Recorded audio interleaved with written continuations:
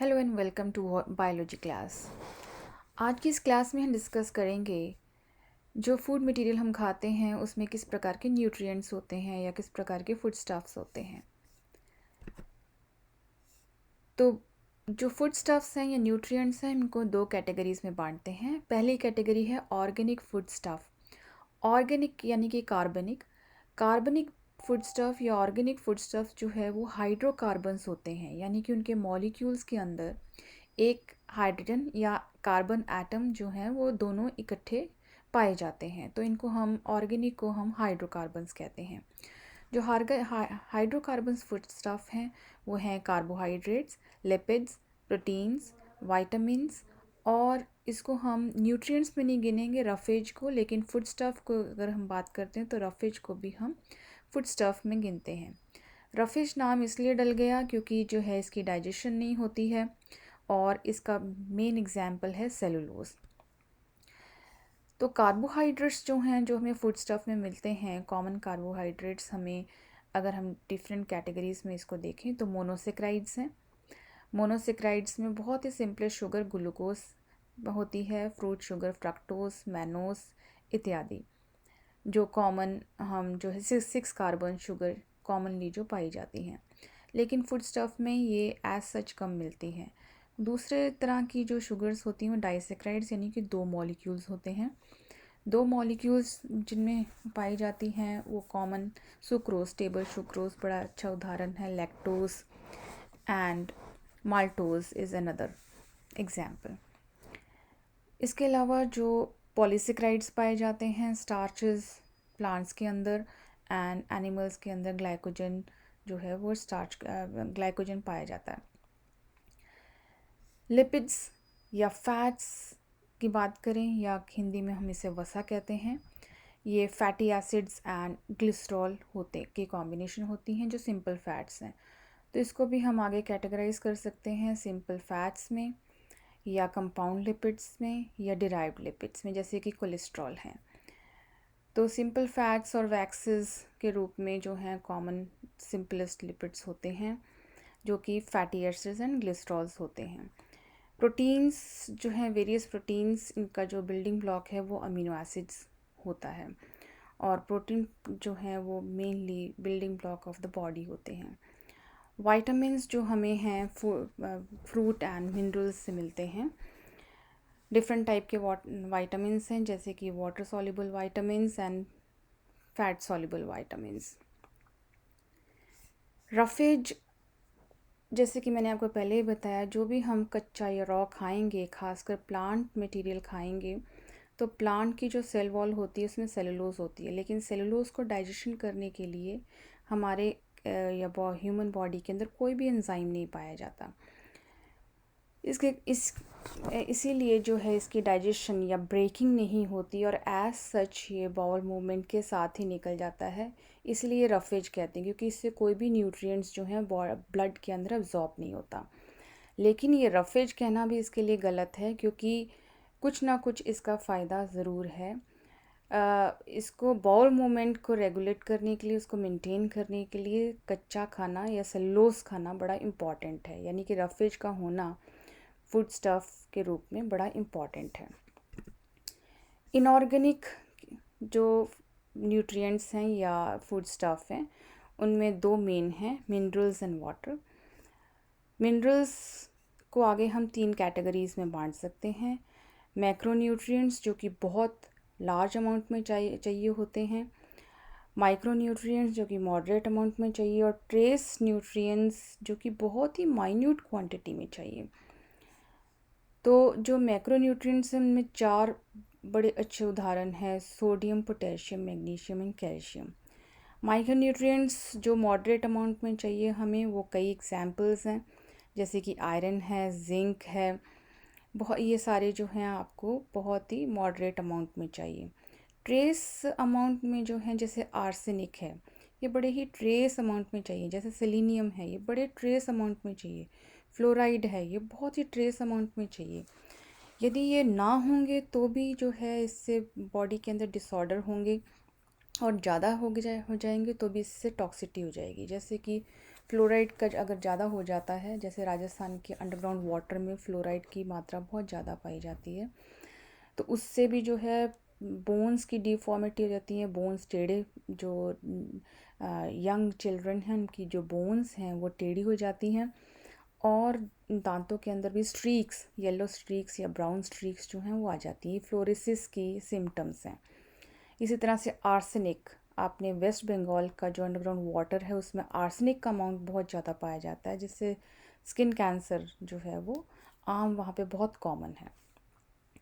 तो ट्रेस जो न्यूट्रिएंट्स हैं ये बहुत ही माइन्यूट क्वांटिटी में चाहिए, ना होंगे तो भी, जैसे कि फ्लोराइड अगर नहीं है तो भी जो है ये फ्लोराइड के कारण कैरिस या कैविटीज़ जो हैं दांतों में हो जाती हैं, लेकिन अगर ज़्यादा हैं तो भी बोन्स की डिफॉर्मिटी हो जाती है या फिर दांतों के ऊपर स्ट्रीक हो जाती है। तो बड़े ही राइट ऑप्टिमम क्वांटिटी में चाहिए बॉडी के अंदर।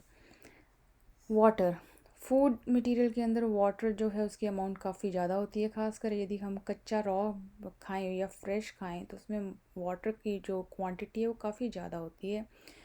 50 to 70% अलग अलग फूड स्टफ में पानी जो है पाया जाता है। लेकिन अगर वो ड्राइड फॉर्म में है, जैसे ड्राइड आलू हैं, ड्राइड फ्रूट हैं, तो उसमें पानी की क्वांटिटी जो है वो काफ़ी कम मात्रा में पाई जाती है। लेकिन पानी जो है बड़ा इम्पॉर्टेंट फूड स्टफ जो है वो होता है। ये स्लाइड में आप देख पा रहे हैं डिफरेंट टाइप के कार्बोहाइड्रेट्स। तो जो मोनोसेक्राइड्स है यानी कि सिंगल मॉलिक्यूल कार्बोहाइड्रेट्स के बड़े अच्छे एग्जांपल्स हैं glucose. Glucose is a common sugar and glucose is the simplest sugar, blood sugar के नाम पे हम इसे जानते हैं। सिंपल ब्लड शुगर होती है जो अनस्टोर्ड रूप में पाई जाती है बॉडी के अंदर। जिस भी प्रकार का कार्बोहाइड्रेट फूड स्टफ में न्यूट्रिएंट के रूप में खाया जाएगा, चाहे वो पॉलीसेक्राइड्स हैं। पॉलीसेक्राइड्स के अच्छे उदाहरण हैं स्टार्च, यदि आप प्लांट खा रहे हैं तो आपको स्टार्च मिलेगा। एनिमल या मांस वगैरह खा रहे हैं तो ग्लाइकोजन मिलेगा, और प्लांट का जो सेल वॉल है उससे सेलुलोज मिलेगा। तो ये पॉलीसेक्राइड्स के एग्जाम्पल्स हैं। पॉलीसेक्राइड्स खाएं या डाइसेक्राइड्स खाएं, जैसे चीनी खा ली, सुक्रोज, टेबल शुगर खा ली आपने, चाहे आप लैक्टोस, मिल्क शुगर, दूध पिया है तो लैक्टोस मिल जाएगी, माल्टोस माल्ट से मिलती है। तो ये जो भी फूड स्टफ में खाएंगे अल्टीमेटली ये सारी शुगर्स जो हैं ब्रेक हो जाएंगी। ये आप बॉन्ड, दो शुगर मॉलिक्यूल्स के बीच में ग्लाइकोसिडिक बॉन्ड होता है जो कंडेंसेशन से बनता है। एक शुगर का OH ग्रुप, हाइड्रोक्सिल ग्रुप, और दूसरे शुगर मॉलिक्यूल का हाइड्रोक्सिल ग्रुप आपस में बाइंड करता है, बॉन्ड बनाता है, जिससे एक वाटर मॉलिक्यूल जो है वो निकलता है। इसको कंडेंसेशन रिएक्शन कहते हैं। इस प्रकार से पॉलीसेक्राइड्स या बॉन्डिंग बनती है। ये बॉन्ड ग्लाइकोसिडिक बॉन्ड कहलाता है। लेकिन जब डाइजेशन होती है तो ग्लाइकोसिडिक बॉन्ड जो है वो टूट जाता है और इस तरह से अलग अलग मॉलिक्यूल्स हो जाते हैं। तो डाइजेशन में किसी भी प्रकार का हम कार्बोहाइड्रेट खा रहे हैं, चाहे प्लांट मटेरियल से स्टार्च ले रहे हैं, एनिमल मटेरियल से ग्लाइकोजन ले रहे हैं, ये चाहे आप मिल्क से लैक्टोस ले रहे हैं, केन शुगर से सुक्रोस ले रहे हैं या माल्टोस ले रहे हैं, वो सभी डाइजेशन होकर उनकी अल्टीमेटली वो सिंगल मॉलिक्यूल्स में कन्वर्ट हो जाएंगे, और सारे प्रकार के सिंगल मॉलिक्यूल्स अल्टीमेटली ग्लूकोज में कन्वर्ट हो जाएंगे। तो ये डिफरेंट टाइप के कार्बोहाइड्रेट्स जो हम फूड में न्यूट्रिएंट्स के रूप में लेते हैं। ये फैटी एसिड्स की स्लाइड है, और फैटी एसिड्स इम्पॉर्टेंट कंपोनेंट है सिंपल फैट्स का। फैटी एसिड्स जो हैं वो टू टाइप्स के होते हैं, saturated fatty acids and unsaturated fatty acids. Saturated fatty acids इसलिए कहते हैं क्योंकि आप सारे हाइड्रोजन बॉन्ड्स, सारे जो कार्बन बॉन्ड्स बनते हैं वो सिंगल हैं, तो सिंगल कार्बन बॉन्ड्स होते हैं, और सभी के साथ जो हाइड्रोजन है वो पूरे के पूरे पाए जाते हैं, तो इसलिए हम इसे सैचुरेटेड कहते हैं। अनसैचुरेटेड में जो है कार्बन्स के बीच में कभी डबल बॉन्ड जो है वो पाए जा सकते हैं। जहाँ पर डबल बॉन्ड होगा वहाँ से जो चेन है वो थोड़ा सा बेंड हो जाएगी, जिसको किंक जो है वहाँ पे बन जाता है, तो वहाँ से बेंडिंग हो जाती है चेन की।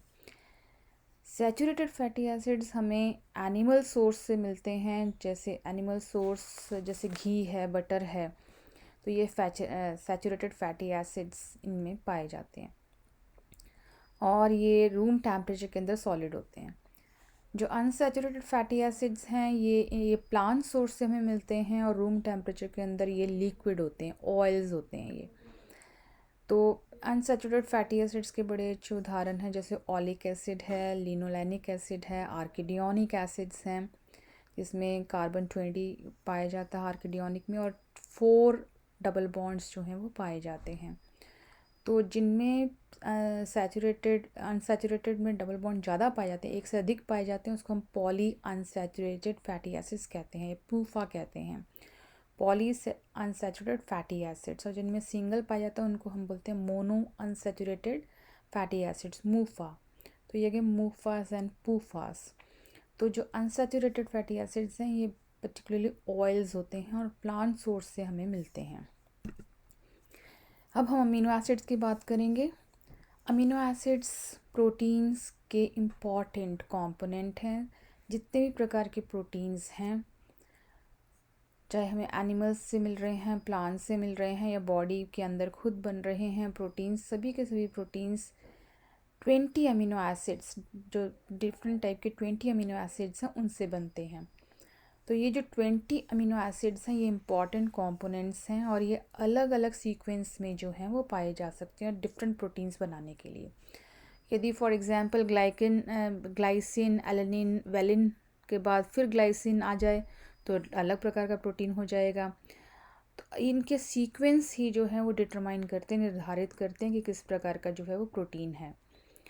तो बेसिकली ये सारे के सारे सिर्फ 20 अमीनो एसिड से सारे डिफरेंट, इतने थाउजेंड्स एंड थाउजेंड्स टाइप के प्रोटीन्स जो हैं सिर्फ 20 अमीनो एसिड से ही बने होते हैं। और इन अमीनो एसिड्स को हम कैटेगराइज करते हैं essential amino acids, non essential amino acids. ये पूरे 20 अमीनो एसिड्स जो हैं इनको हम essential and non essential amino acids में कैटेगराइज कर सकते हैं। तो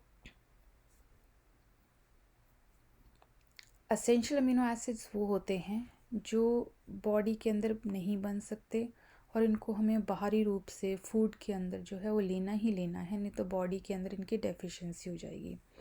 और नॉन एसेंशियल अमीनो एसिड्स जो हैं बॉडी के अंदर बन सकते हैं। और इन अमीनो एसिड्स में कुछ अमीनो एसिड्स हैं जो रिंग जिनके अंदर रिंग पाई जाती है, इनको हम रिंग्ड अमीनो एसिड्स कहते हैं। For example phenylalanine, tryptophan, these are ringed amino acids. किसी के अंदर सल्फ़र पाया जाता है, जैसे फॉर एग्जांपल हिस्टिडीन, मिथ्योनिन, इनके अंदर जो है वो सल्फ़र SH ग्रुप पाया जाता है। सबसे सिंपलेस्ट अमीनो एसिड जो है वो ग्लाइसिन है, जिसके अंदर जो है साइड चेन नहीं होती है। जो अमीनो एसिड्स है उनका स्ट्रक्चर इस प्रकार से होता है, जो अल्फ़ा कार्बन है उसके एक साइड के ऊपर जो है अमाइनो ग्रुप होगा, और दूसरे साइड के ऊपर जो है वो कार्बोक्सिल ग्रुप होगा, और एक साइड पर चेन, लॉन्ग चेन हो सकती है, लेकिन सबसे सिंपलेस्ट अमीनो एसिड जो ग्लाइसिन है उसमें कोई साइड चेन नहीं होती। Now we talk about vitamins. Vitamins जो है हमें नॉर्मली फ्रूट एंड वेजिटेबल से मिलते हैं। तो ये जो वाइटामिन्स होते हैं इनको हम दो में कैटेगराइज कर सकते हैं, water soluble vitamins and food soluble vitamins. जो वाटर सॉल्युबल वाइटामिन्स है ये बॉडी के अंदर स्टोर नहीं होते और ये बॉडी में तुरंत निकल जाते हैं। तो इनके अच्छे एग्जाम्पल है विटामिन बी, और बी जो है वो कॉम्प्लेक्स ग्रुप में पाया जाता है, तो B complex, and vitamin C. और विटामिन बी को कॉम्प्लेक्स जितने भी हैं, जितने डिफरेंट टाइप के बी विटामिन उनको जो है आप कैटेगराइज कर सकते हैं एनर्जी रिलीजिंग विटामिन्स में, जिनमें है B1, B2, then B3 and others. इसी प्रकार से हीमोपोएटिक विटामिन जिनसे जो है वो ब्लड की फॉर्मेशन के लिए इंपॉर्टेंट होता है, जैसे फॉलिक एसिड है, विटामिन B12 है। विटामिन B12 केवल आपको एनिमल सोर्सेज से मिलेगा। जो भी एनिमल सोर्सेज नहीं खाते उनमें विटामिन B12 की डेफिशिएंसी रहती है और उनको बाहर से विटामिन लेने पड़ते हैं। तो ये ब्लड सेल्स की फॉर्मेशन के लिए, ब्लड फॉर्मिंग के लिए जो है बड़े इंपॉर्टेंट विटामिन्स हैं, folic acids and vitamin B12। इसके अलावा जो है विटामिन 6 जिसको पिरिडॉक्सिन विटामिन कहते हैं। तो ये कई विटामिन्स ऐसे हैं जो ब्लड फॉर्मेशन के लिए जो है इम्पॉर्टेंट विटामिन माने जाते हैं। इनकी डेफिशिएंसी से जो है वो एनीमिया हो जाएगा। Then vitamin C, very very important vitamin to build up your immunity. और ये आपको हर प्रकार के जितने भी खट्टे हैं, सिट्रिक एसिड्स, सिट्रिक फ्रूट्स हैं, फॉर एग्जांपल नींबू है, संतरे हैं इत्यादि, इनमें बहुत ज़्यादा विटामिन सी जो है वो पाया जाता है। और इन सभी जो विटामिन्स हैं, इनकी डेफिशिएंसी से कोई ना कोई जो है वो डिज़ीज़ होती है। जैसे विटामिन B1 से बेरेबरी जो है वो रहती है, विटामिन सी की से स्कर्वी जो हो जाती है। फैट सॉल्युबल विटामिन जो हैं वो है vitamin A, vitamin D, vitamin E and vitamin के। ये जो विटामिन्स हैं ये बॉडी के अंदर स्टोर हो जाते हैं, और क्योंकि ये फैट में सॉल्युबल रहते हैं तो ये बॉडी के अंदर स्टोर हो जाते हैं।